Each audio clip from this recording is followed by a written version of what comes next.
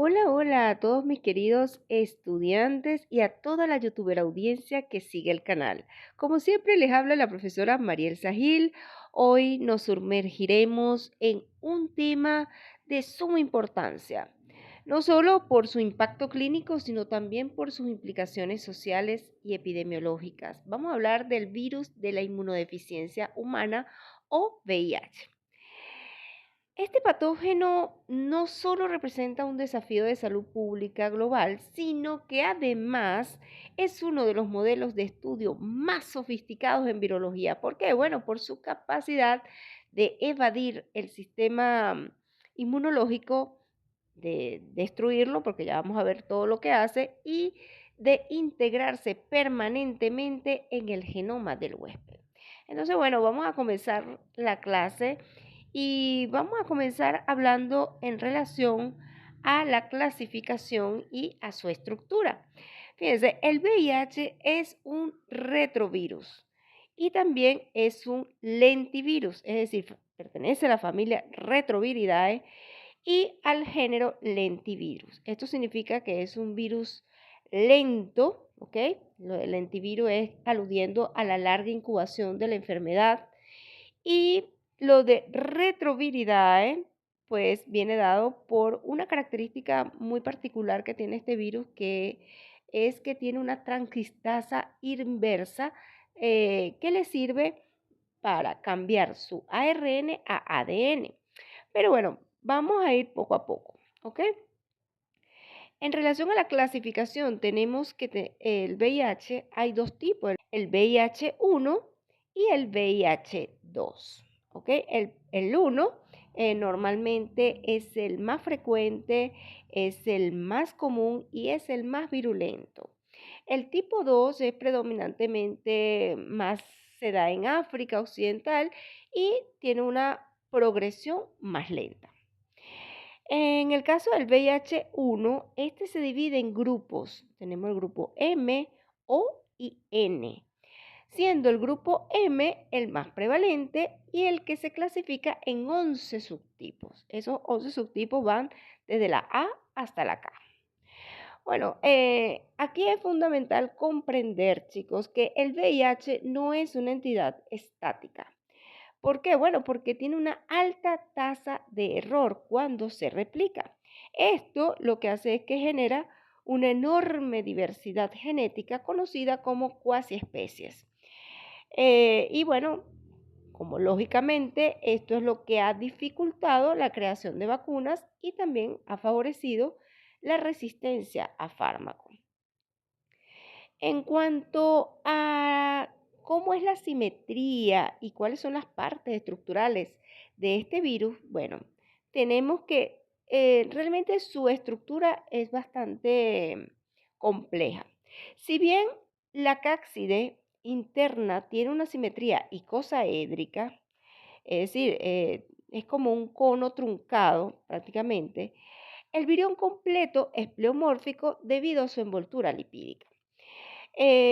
Vamos a desglosar sus partes poco a poco, ¿ok? Vamos a ver cuáles son los componentes principales.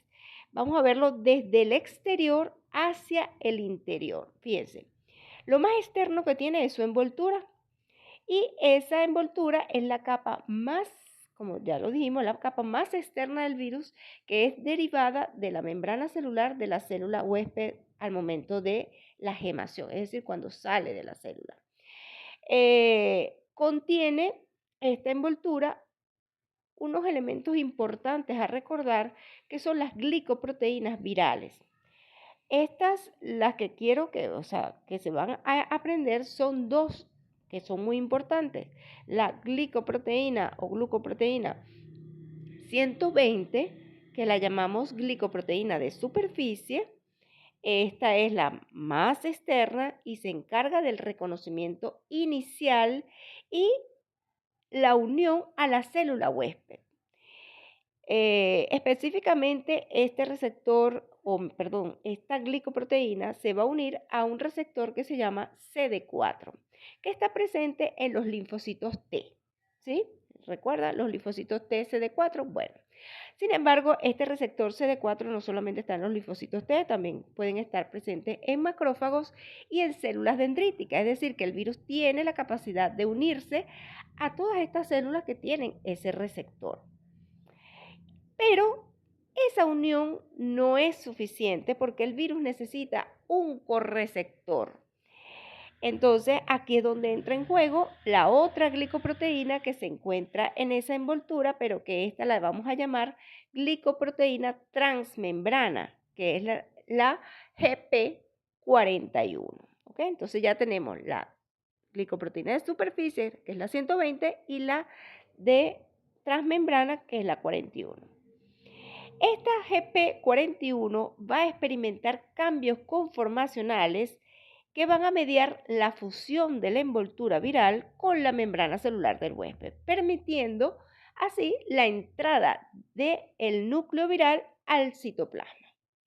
¿Ok? O sea, es la que finalmente permite la entrada del virus a la célula. Si me siguen, ¿no?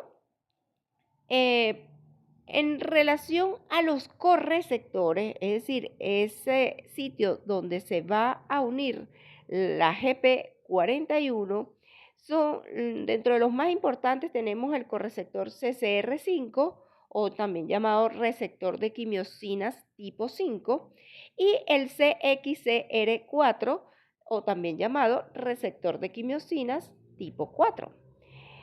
El tropismo del virus va a ser, bueno, cada cepa va a tener un tropismo específico. Algunos tienen más tropismo por el correceptor CCR5, otros tienen más tropismo por el CXCR4. ¿Ok?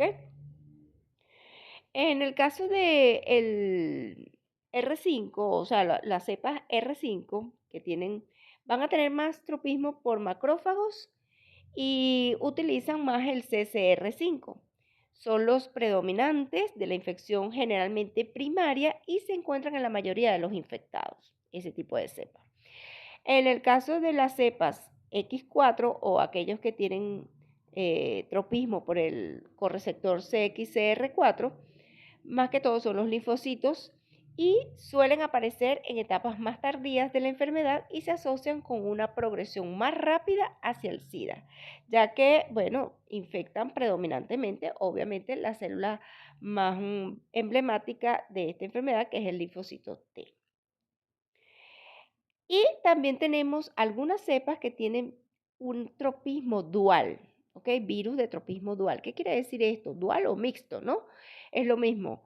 Es decir, que puede usar ambos correceptores. O sea, tienen tropismo por ambos correceptores. Se pueden unir tanto a los macrófagos como a los linfocitos a través de estos correceptores. Ahora bien, vamos a hablar vamos a irnos más adentro. Ya hablamos de la superficie, que era la envoltura, las glicoproteínas. Muy bien. Vámonos un poquito más adentro y nos vamos a ir a la matriz. La matriz de este virus está formada por una proteína llamada proteína P17. ¿Ok? Se encuentra justo debajo de la envoltura viral. Acuérdense que vamos de afuera hacia adentro. Y la función de esta P17, su función crucial, va a ser la del ensamblaje del virión y ayuda a estabilizar la envoltura. Así como también puede ayudar a dirigir el complejo preintegración hacia el núcleo celular durante la infección. Eso durante la replicación del virus. Vámonos un poquito más hacia adentro. Ahora vamos hasta la cápside o core del virus. La cápside o core es una estructura de forma cónica formada por una proteína llamada P24. ¿Ok?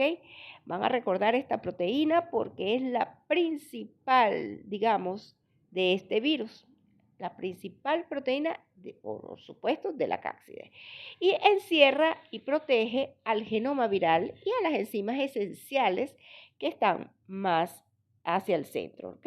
Entonces, esta proteína es la que va a proteger a ese material muy preciado por el virus, que es su genoma y sus enzimas, que ya vamos a ver cuáles son.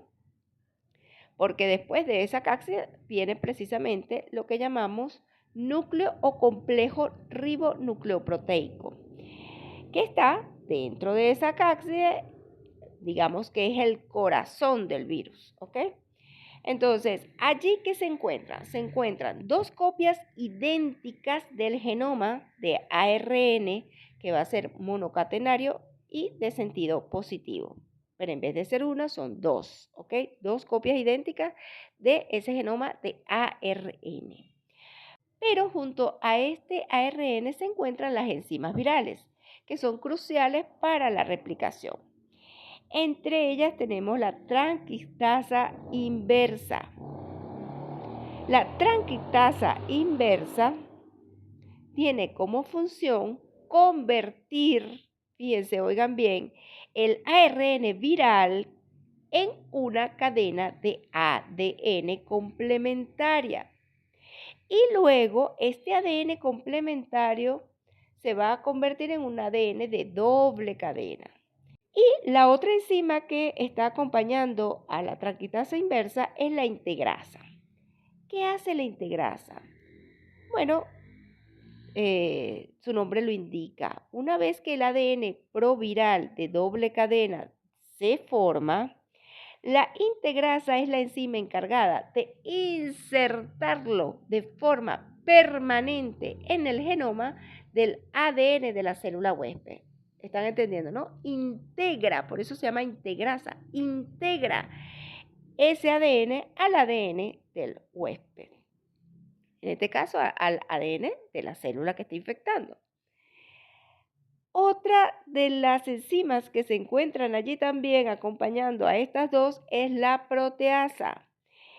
Digamos que esta es la que termina el proceso, porque esta enzima es fundamental en la fase final del ciclo de replicación y de la maduración del virus, porque si llega hasta la integrasa, hasta ahí es un virus inmaduro. Si la proteasa no actúa, ese virus no madura. Y si el virus no madura, no va a ser capaz de ser infectante o de infectar a otras células, ¿ok? Entonces, ¿de qué se encarga la proteasa? Se encarga de cortar las poliproteínas virales largas que están codificadas en los genes GAP y GATPUL en proteínas funcionales individuales. Y esto es lo que le va a permitir el ensamblaje de viriones maduros e infecciosos. Tienen que ir tomando nota de estos puntos claves porque después cuando veamos el tratamiento, ustedes van a ver, ¿por qué, por ejemplo, el tratamiento va en contra de, por ejemplo, son inhibidores de la proteasa? Ok, ahora entiendo. El tratamiento por qué va a ese blanco. O son inhibidores de la enzima integrasa. Van a evitar entonces ese paso crucial y así sucesivamente. Esa es la manera que ustedes van a correlacionar una cosa con la otra, ¿ok? Vamos a hablar ahora de los genes importantes y de los productos que producen estos genes del HIV. Entonces, el genoma del VIH es relativamente pequeño, pero sus genes son altamente eficientes. ¿Por qué?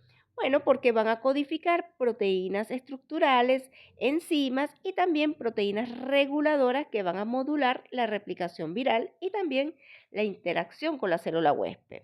Ya me van a entender. Fíjense, el primer gen que vamos a estudiar es el gen GAP.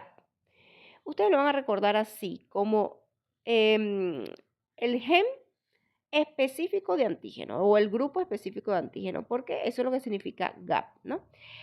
¿Qué quiere decir esto? Que va a codificar las principales proteínas estructurales del núcleo y la matriz, ¿ok? Esas,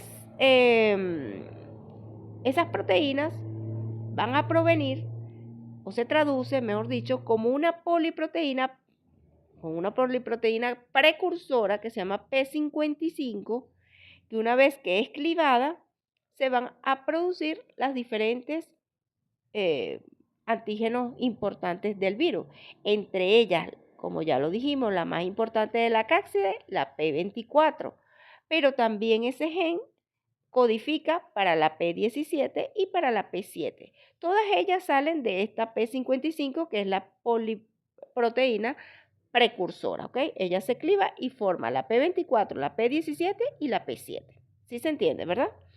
Entonces, por supuesto, ya supimos que la P24 es la proteína de la cápside, la P17 es la proteína de la matriz y la P7 es una nucleocápside que se une al ARN viral, ¿ok? También tenemos la P6 que facilita el empaquetamiento, y la gemación. Esas son digamos, las proteínas que son codificadas por el gen GAP. O sea, acuérdense siempre, GAP son antígenos. Todas estas proteínas que acabo de mencionar son antigénicas. Ahora bien, viene el gen PUL. Esta la vamos a recordar porque PUL nos recuerda que pueden ser muchas cositas y esas cositas son enzimas. Entonces, vamos a recordar que el gen PUL codifica todas las enzimas importantes del virus. ¿Cuáles son estas enzimas importantes del virus? Ya las mencionamos anteriormente, que era la transcriptasa inversa, la integrasa y la proteasa. Esas tres enzimas, ¿verdad? Y tenemos el gen ENB, lo vamos a recordar porque M nos suena ¿a qué? A envoltura, ¿verdad que sí? Entonces, si nos suena a envoltura, ¿qué codificará? Bueno, ¿cuáles eran las partículas importantes de la envoltura? Las glicoproteínas, ¿cierto? Entonces va a codificar las glicoproteínas de la envoltura que se traduce como un precursor, el principal precursor es el AGP 160, que luego es clivado o dividido, ¿verdad? Por proteasas celulares y va a convertirse en dos glicoproteínas que ya ustedes conocen, que es la GP120 o glicoproteína de superficie y la GP41, que es la glicoproteína de transmembrana, que las nombramos al principio, ¿se acuerdan? Muy bien. Aparte del gen GAP, PUL y M, que son los principales, ojo, tenemos unos genes reguladores y accesorios, ¿ok? Que son muy característicos en este tipo de virus, en estos lentivirus, ¿ok? Estos genes son cruciales para la alta replicación y patogenicidad del VIH, como son, por ejemplo, el gen TAP, se llama así porque es transactivador de la transcripción, por eso se llama así, TAP, T-A-T, es un potente activador de la transcripción viral y aumenta la eficiencia de la ARN polimerasa tipo 2 del huésped para transcribir el genoma viral. También tenemos otro que es el REB, viene del Regulator of Virium Expression. Ustedes saben que mi inglés es malísimo, ¿no? Pero más o menos así, ¿no? La expresión regulada del vídeo. O, sí, más o menos, ustedes entendieron. En realidad, ustedes saben que mi inglés, very, very bad. Bueno, sigamos. ¿Qué hace este REP? Controla el transporte de los ARN mensajeros virales del núcleo al citoplasma. ¿Qué hace eso? Bueno, asegura que se traduzcan tanto los ARN mensajeros tempranos, ¿ok? Para las proteínas reguladoras, como los tardíos, que son para las proteínas estructurales y enzimáticas. Eso es lo que hace ese gen accesorio. También tenemos el BIF, que viene, BIF, viene de Viral Infectivity Factor. Este señor contrarresta la acción de la proteína ApoB3G del huésped. Y usted me va a decir, ¿qué es eso, profesora? ¿Qué es ese poco de letras? ApoB3G, ¿qué es esa? Bueno, eso es una enzima que induce hipermutaciones en el ADN viral. O sea, que nuestro organismo trata de protegerse, o una forma de protegerse es a través de esta enzima que trata de hacer hipermutaciones en ese ADN viral para evitar que el virus se pueda, digamos, multiplicar eficientemente en el organismo. Pero como este virus tiene esa capacidad de contrarrestar la acción natural de esta enzima para que no le haga daño. Entonces, esa es la función principalmente que tiene este BIF, ¿ok? Es esencial para la producción de viriones infecciosos, es decir, él evita que este mecanismo natural que tenemos para neutralizar al virus, pues no se dé. Eso es lo que hace ese gen viral. Fíjense toda la maquinaria que tiene este virus, ¿no? Tenemos otro que se llama VPR, que se traduce en Viral Protein R, que participa en el transporte del complejo de preintegración al núcleo e induce el arresto del ciclo celular en la fase G2, favoreciendo la replicación viral y puede inducir también apoptosis. Por supuesto, apoptosis de la célula. Ahora bien, tenemos otro más que es el BPU. Este se expresa solo en el VIH1 y promueve la degradación intracelular del CD4, o sea, del receptor, evitando que se unan a más GP120 y facilitando la gemación de los nuevos viriones. Es decir, que ya lo que este va a facilitar es la salida de los viriones que ya se formaron dentro. También degrada la proteína de restricción Taterin BST2 que retiene los viriones en la superficie celular. Es decir, lo que quiere es que la partícula no se quede allí, sino que se libere y se vaya a infectar otras células. Y el NEF, que es el factor negativo, es una proteína multifuncional que degrada el CD4 de la superficie celular, similar al BPU, pero por una vía diferente. También reduce la expresión de las moléculas del complejo mayor de histocompatibilidad de clase 1, lo que ayuda al virus a evadir la respuesta inmunitaria citotóxica y mejora la infectividad de los viriones. Por último, voy a hablar en esta fase que es un poquito, digamos que esta parte, digamos que es la parte más complicada de la clase, ¿ok?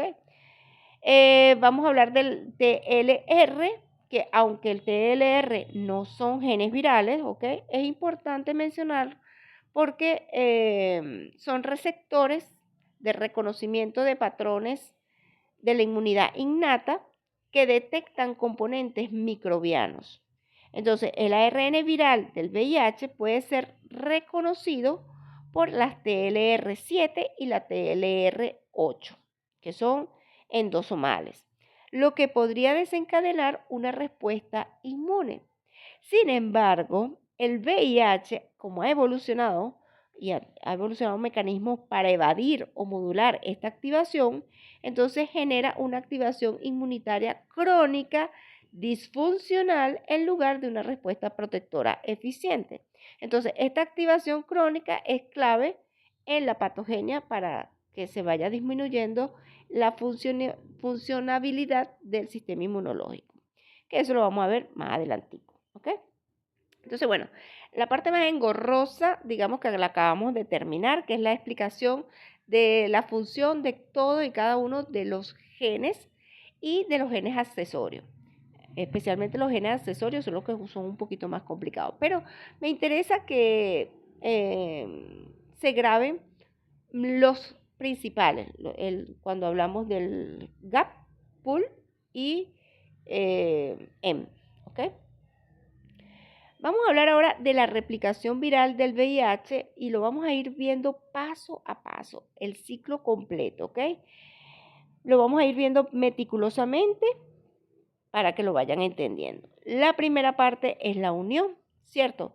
¿Por qué? Porque la glicoproteína GP120 de superficie, que ya la conocimos, del virión, se une al receptor preferido que es el CD4, que está en los linfocitos T y en los macrófagos y en las células dendríticas, ¿verdad? Entonces, se va a unir a ese receptor de las células huésped, que ya las mencionamos.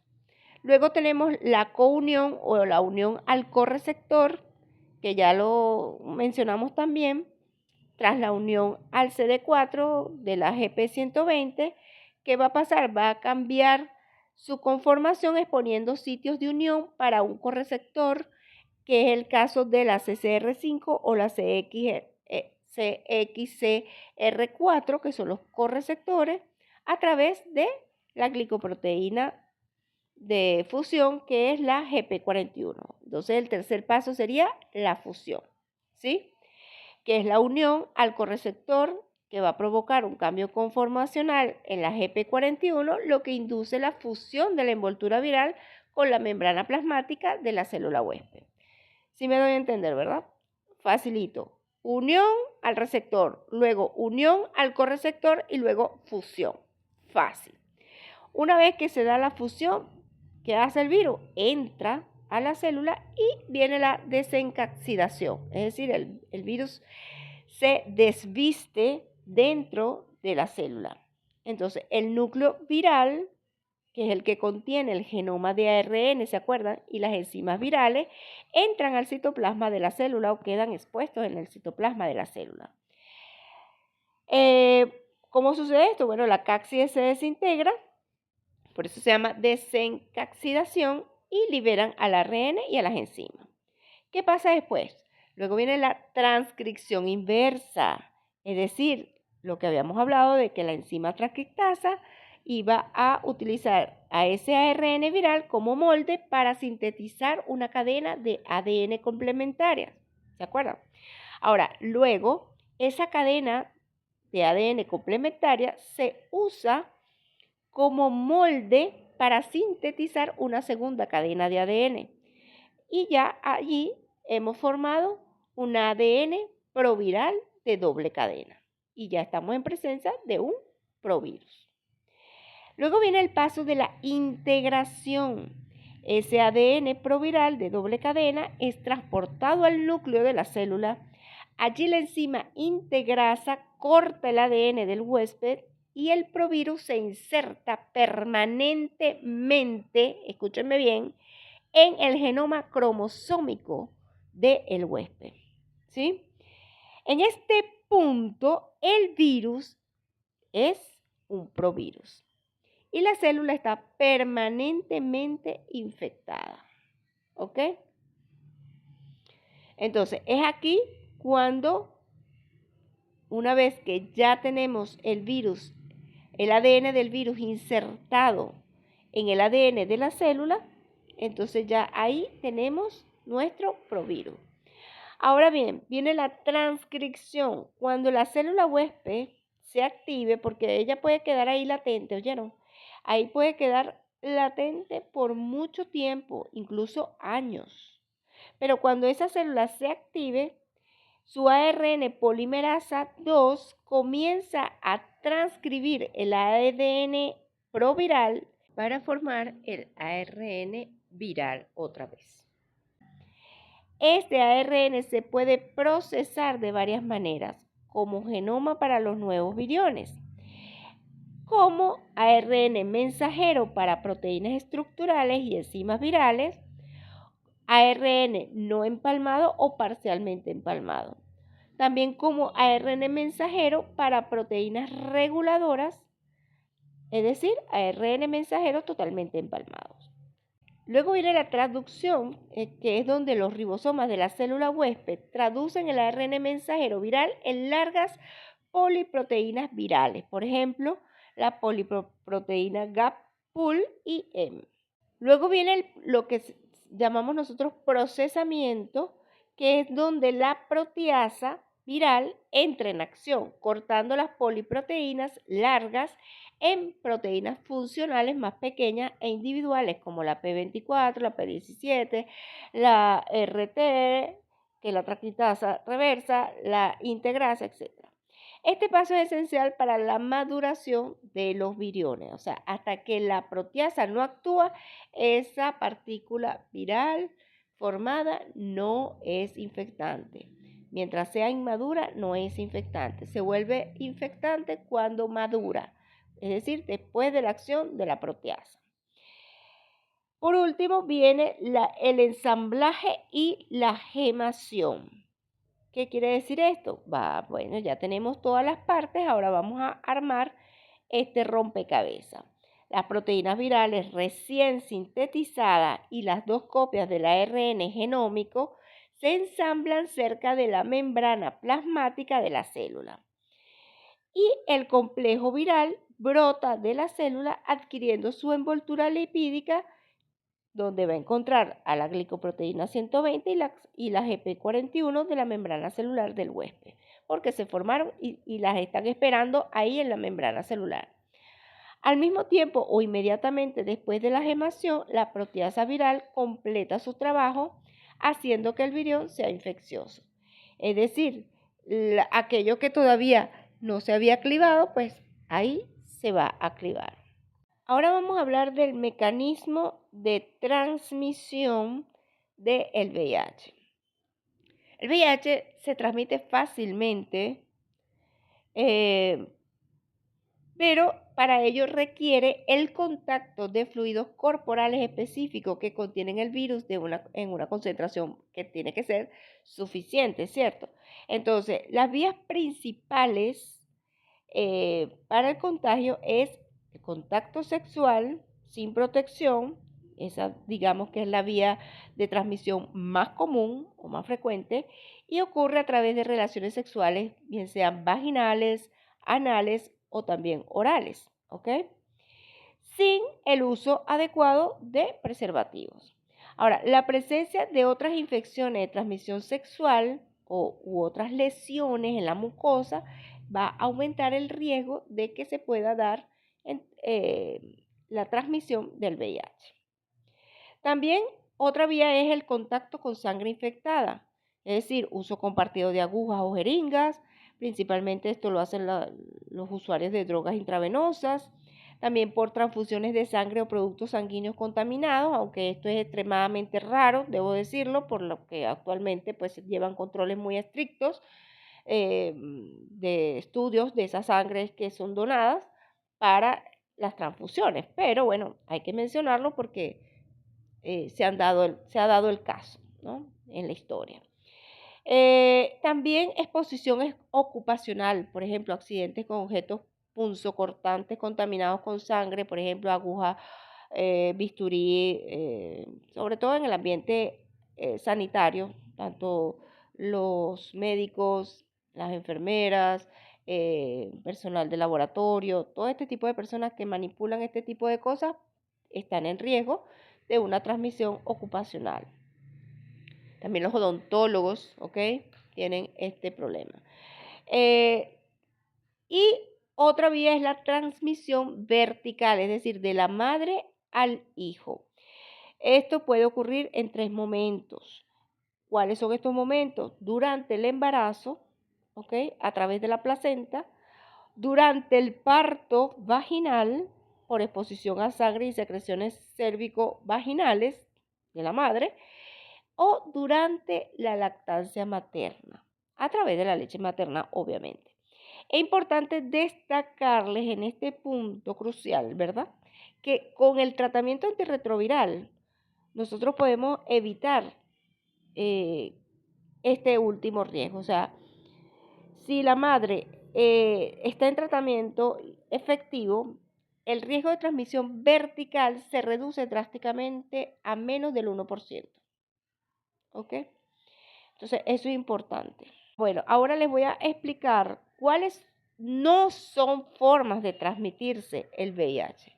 Por ejemplo, fluidos que no transmiten el VIH son el sudor, las lágrimas, la saliva, la orina y las heces. O sea, por allí no se transmite, ¿ok?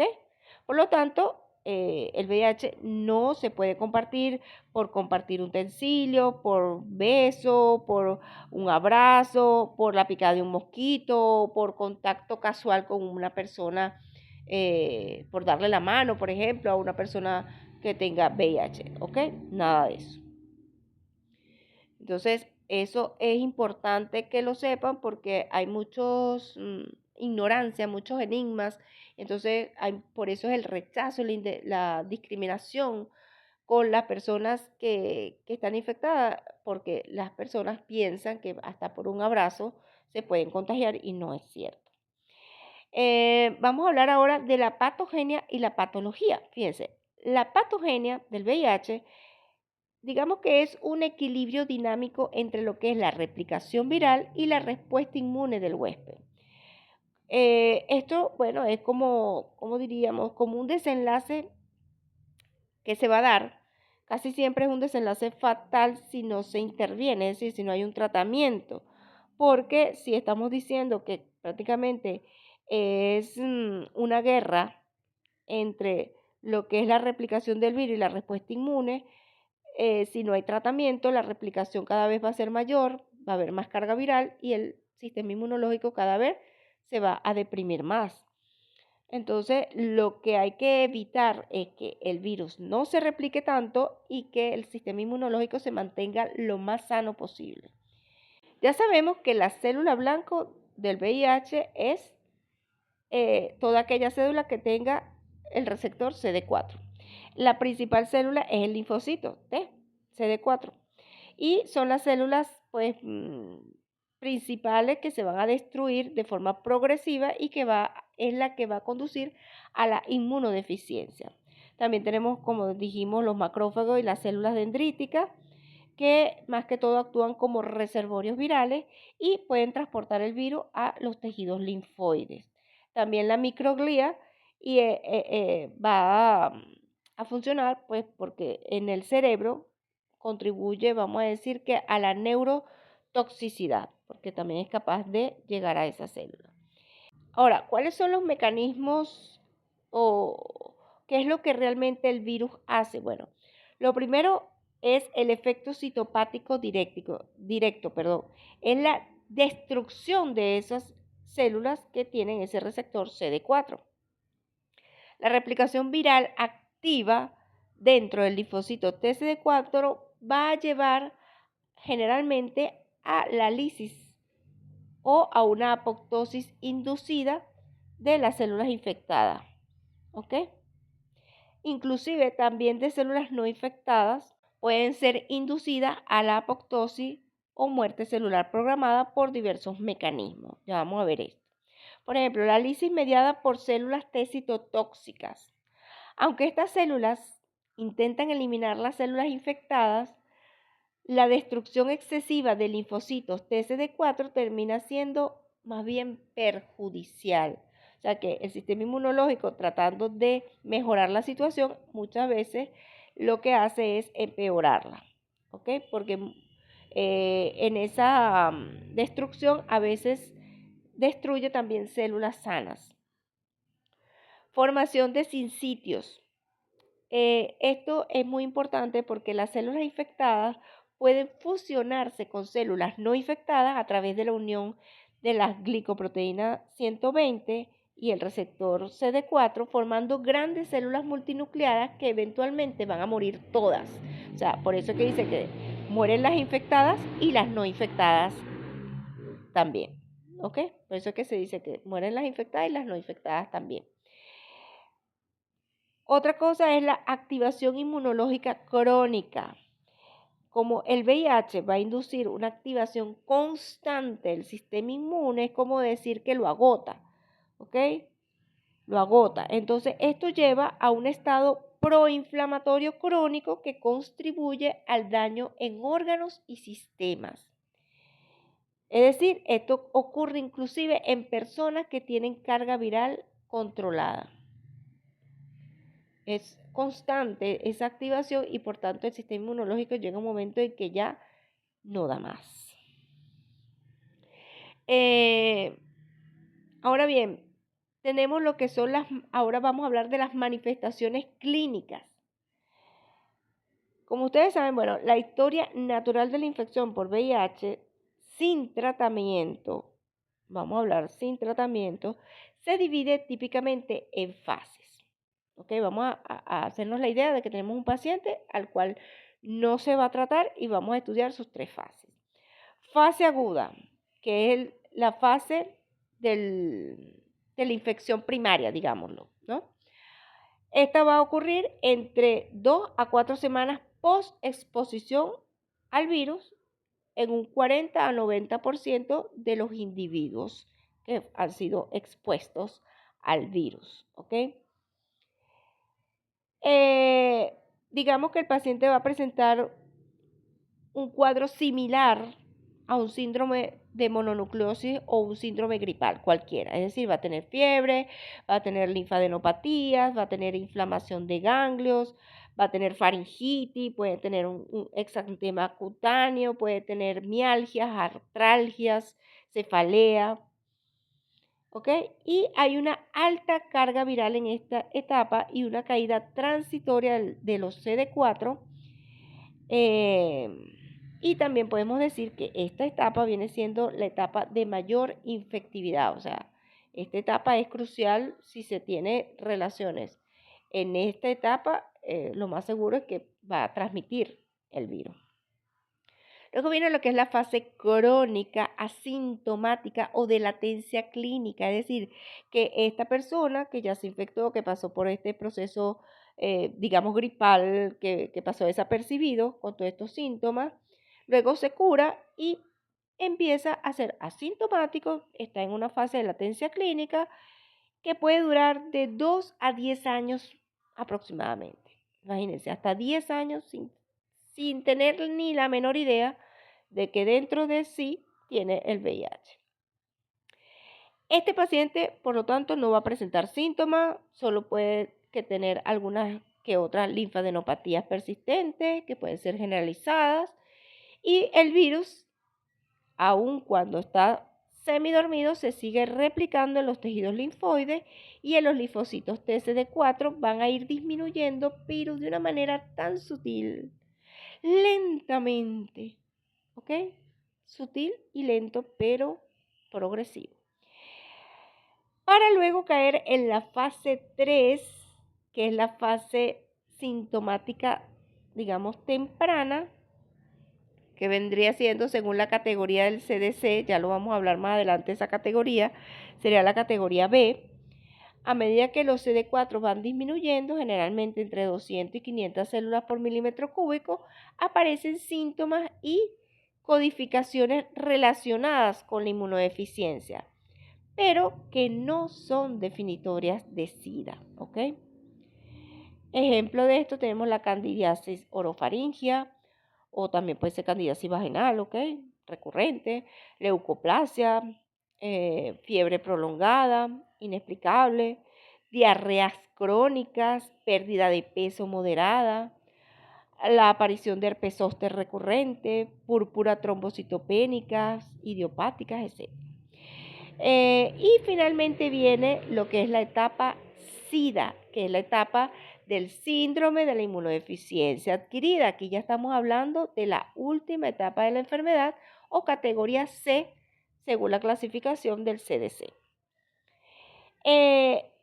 Digamos que esta fase SIDA es la fase más avanzada de la infección, se define por la aparición de enfermedades definitorias de SIDA, con un recuento de linfocitos TCD4 inferior a 200 células por milímetro cúbico y se caracteriza por la aparición de infecciones oportunistas graves y ciertos tipos de cáncer.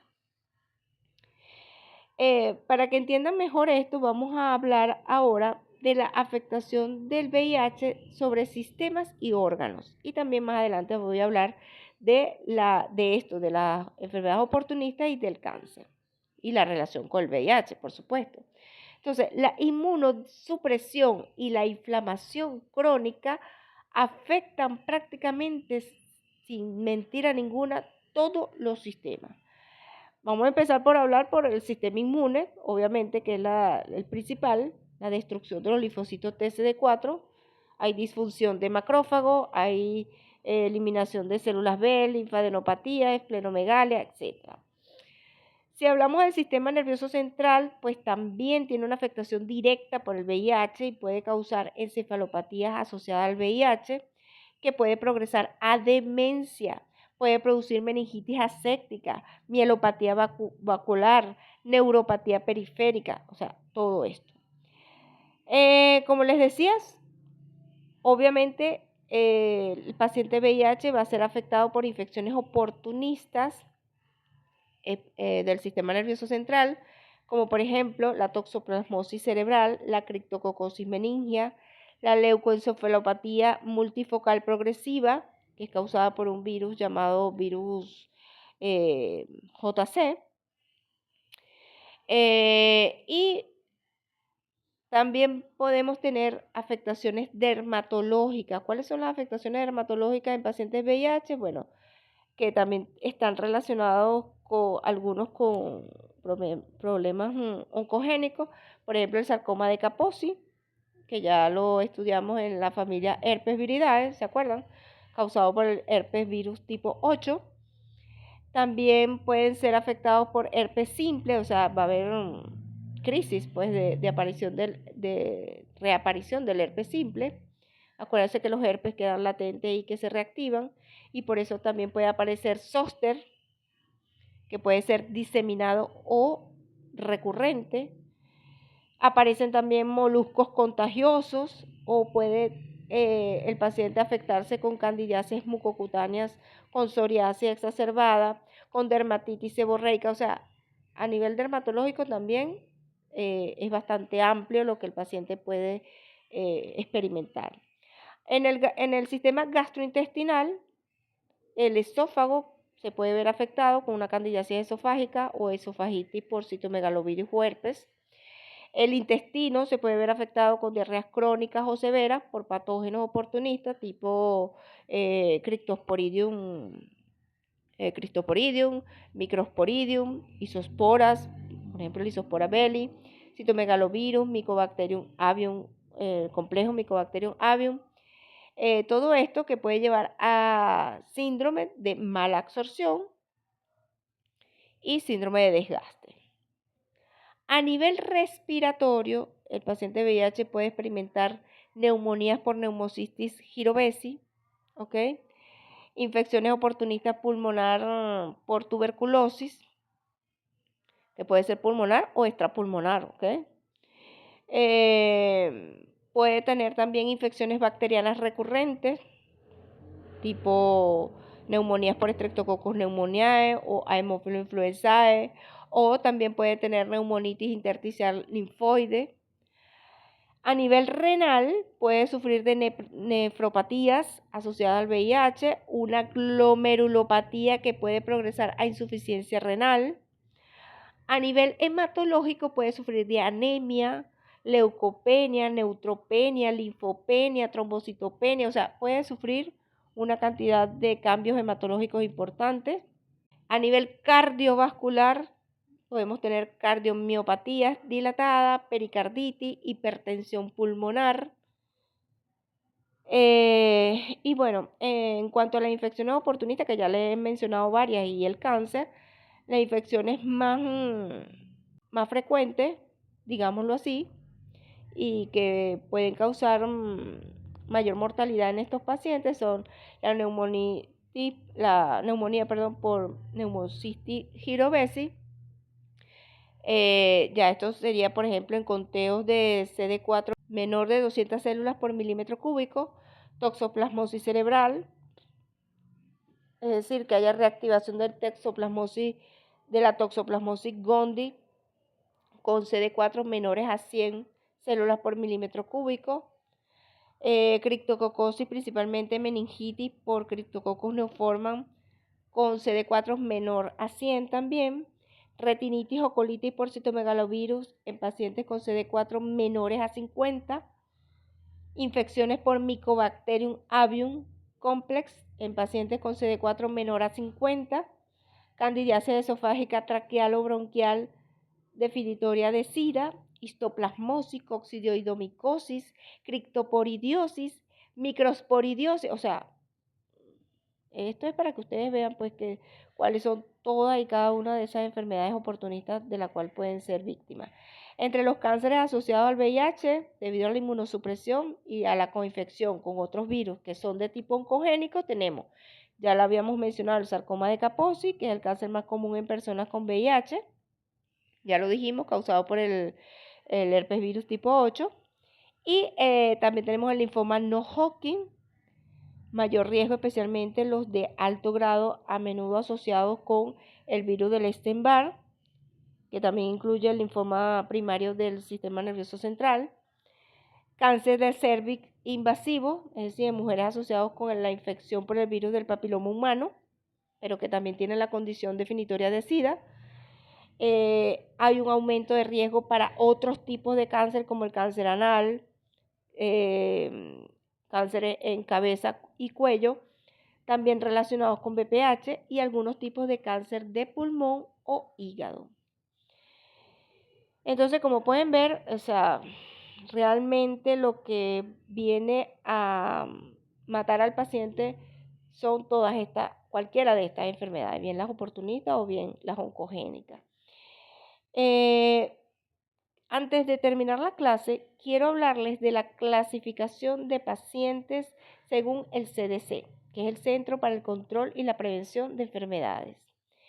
Ellos utilizan este sistema de clasificación para categorizar la progresión de la infección del VIH, que combina dos datos que son muy importantes. ¿Cuáles son estos dos datos, muchachos? El recuento de linfocitos TCD4, que es crucial, y la sintomatología clínica del paciente. Es una cuadrícula de 3x3, ¿ok? Como ya les dije, clasificación como A, B y C, o 1, 2 y 3. Los pacientes A son pacientes asintomáticos o con linfadenopatías persistentes generalizadas. Pueden tener un síndrome retroviral agudo. Los tipos B son pacientes con condiciones sintomáticas relacionadas con la infección por VIH, pero que no son definitorias de SIDA, ni están en la categoría A. Entonces, ejemplo, candidiasis orofaringea o vaginal, leucoplasia vellosa oral, fiebre o diarrea prolongada, más de un mes, herpes zóster en 2 o más episodios o en más de un dermatoma púrpura trombocitopénico, etc.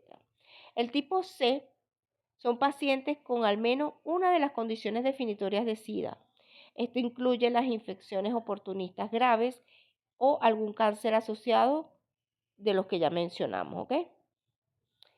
Entonces, en cuanto a la numerología, es decir, 1, 2 o 3, va a depender del número de linfocitos CD4 que tiene el paciente. Por ejemplo, los 1 son aquellos que tienen recuento de CD4 mayor o igual a 500 células por milímetro cúbico.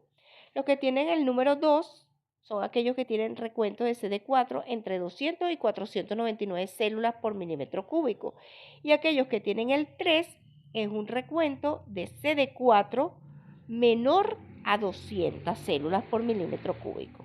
Entonces, la combinación de estas categorías nos da, por ejemplo, vamos a dar un ejemplo aquí, un paciente A1. ¿Qué sería un paciente A1? Bueno, es un paciente asintomático porque es A, ¿ok? Y que tiene una excelente contagio de CD4. Eso es un paciente A1.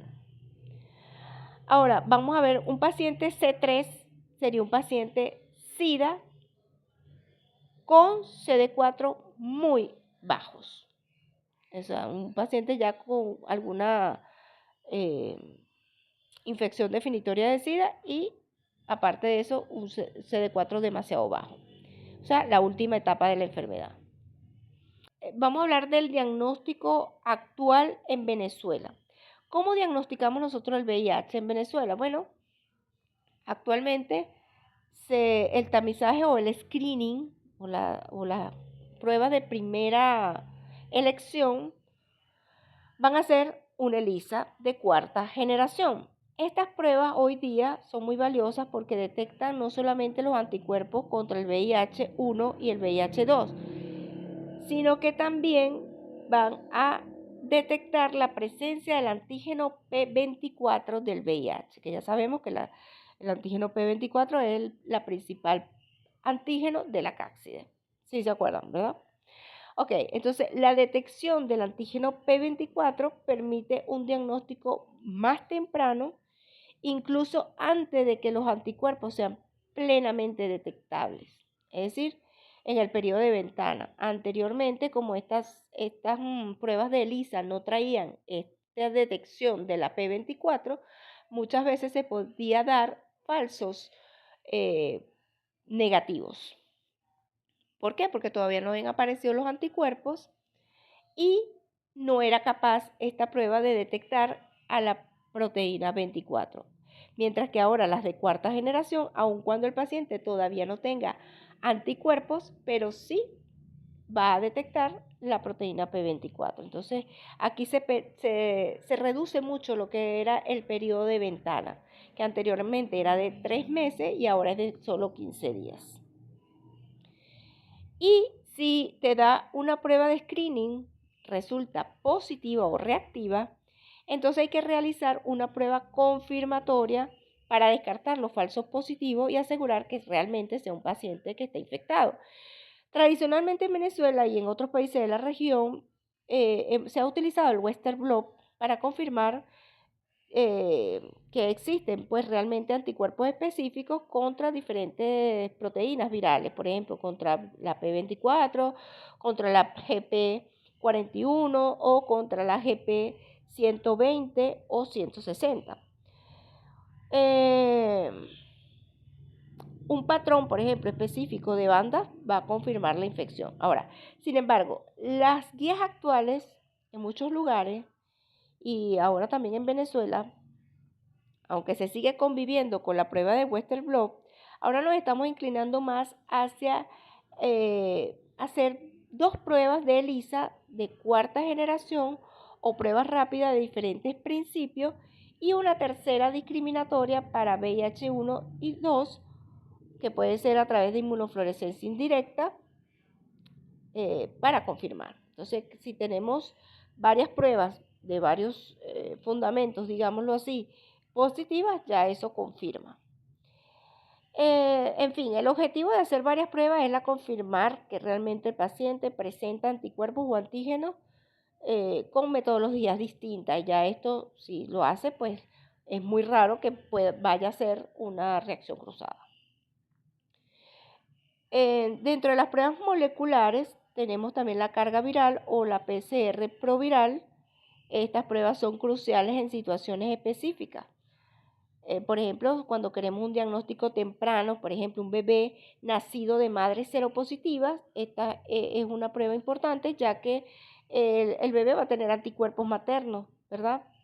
Entonces, esos anticuerpos maternos pueden persistir hasta 18 meses y por lo tanto a un bebé no le podemos hacer una prueba para detección de anticuerpos porque probablemente nos va a dar positivo por los anticuerpos maternos. Entonces necesitamos hacer mejor una PCR. En caso de resultados indeterminados en la prueba de anticuerpos antígenos, es bastante valiosa.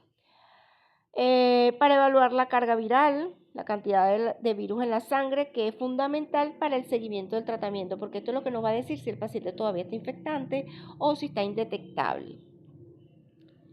Y acuérdense, indetectable igual a no transmisible. Entonces, vamos a hablar ahora del tratamiento. Actualmente hemos recorrido un largo camino desde los primeros días que se evidenció pues esta epidemia.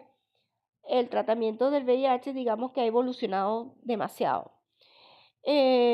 Actualmente la terapia antirretroviral es bastante eficaz. Si anteriormente los pacientes VIH tenían que tomar muchísimas pastillas, eso era increíble. Ahorita no. Ahorita tenemos la opción de una sola pastilla que ya contiene 3 fármacos antirretrovirales. ¿Ok?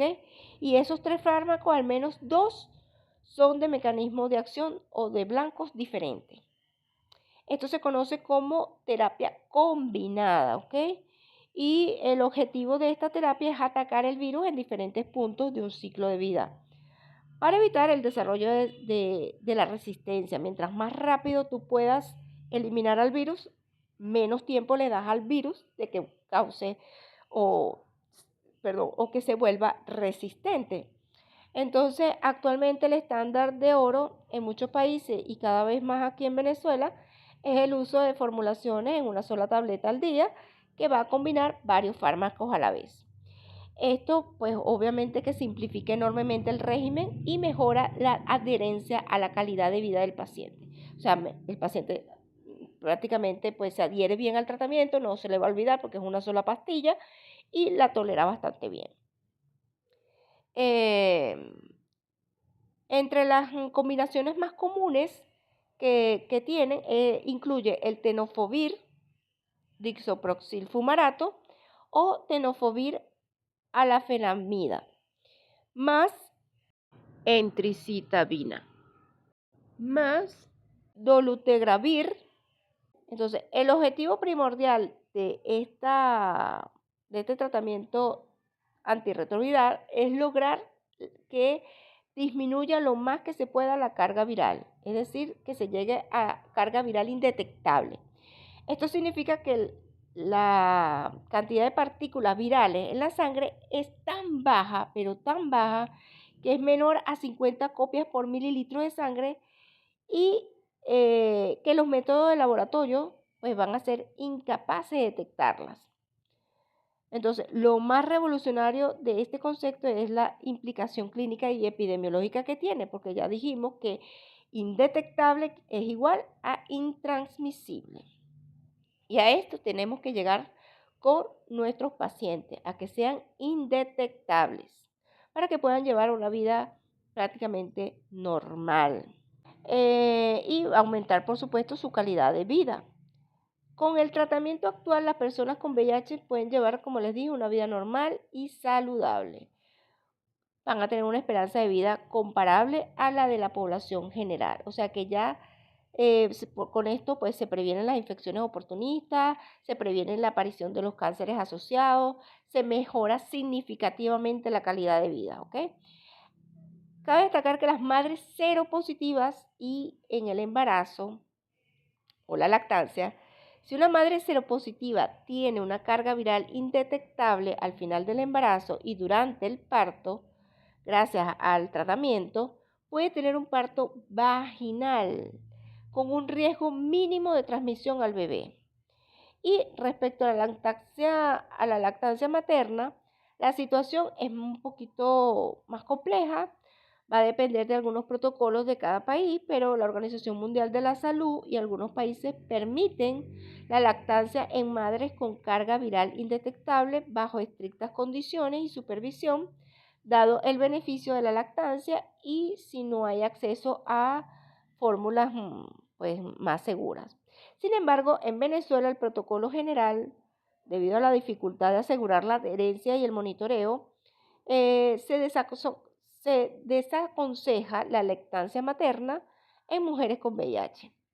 Por lo tanto, nosotros acá priorizamos la alimentación con fórmula para eliminar cualquier riesgo residual que pueda existir de transmisión. Entonces, es una decisión que se debe tomar de manera individual, que puede la madre incluso discutir con su médico. Desde el punto de vista epidemiológico en Venezuela, la situación epidemiológica pues presenta desafíos significativos. ¿Por qué? Bueno, porque en los últimos años, principalmente debido a la crisis humanitaria que ha sido bastante compleja, ha afectado el acceso a algunos servicios de salud. Entonces, el desafío ha sido, por lo menos, la dificultad en la disponibilidad de las pruebas de diagnóstico, en la confirmación, en el tener el acceso al tratamiento, en la irregularidad del suministro de antirretrovirales. Y esto ha afectado, por supuesto, como les dije, la adherencia, favorece el desarrollo de la resistencia y pone en riesgo la vida de los pacientes, porque cuando el paciente deja de tomar la pastilla, le das chance al virus de que pueda hacer resistencia. Entonces, lo ideal es que el tratamiento no se pare por nada del mundo, pero esto a veces es un poco cuesta arriba. Dentro de las poblaciones claves se observa una mayor prevalencia en poblaciones claves como aquellos que tienen mayor riesgo, es decir, los homosexuales, los transgéneros, los usuarios de drogas inyectables, pero también se ha visto un aumento en las personas en general y en los indígenas, ¿ok? Sobre todo en los guaraos. Y lo más importante acá es que nosotros como trabajadores de la salud tenemos que incentivar a la prevención de estas enfermedades a través de los métodos físicos, uso consistente y correcto del condón, sobre todo el condón masculino o femenino, es son bastante buenos para prevenir la transmisión de tipo sexual, también de otras infecciones de transmisión sexual, pero ahorita, bueno, porque estamos hablando del VIH. Tenemos la prevención biomédica a través de la profilaxis por preexposición, que consiste en que una persona VIH negativa, pero con alto riesgo de adquirir el virus, porque tiene, bueno, parejas que sean serodiscordantes, que sean homosexuales, con múltiples parejas, usuarios de drogas intravenosas o tomen diariamente una combinación de antirretrovirales. Generalmente, si se toma correctamente, va a reducir el riesgo de infección en más del 99%.